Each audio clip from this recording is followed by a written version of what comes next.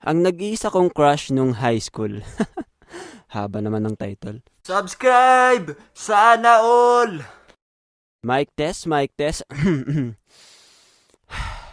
Nagka-crush ako sa isang 4th year high school at first year lang ako noon. Yeah. Woohoo! Lupit mo, tol! Woohoo! Sakang alamat, boy!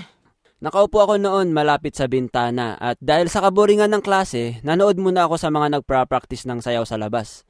At may isang babaeng pumukaw sa aking paningin.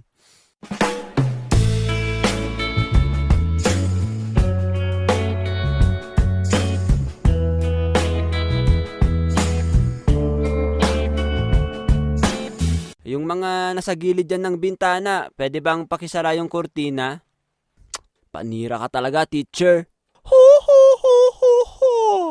At nung recess time na namin, ay bumili ako sa kantin tsaka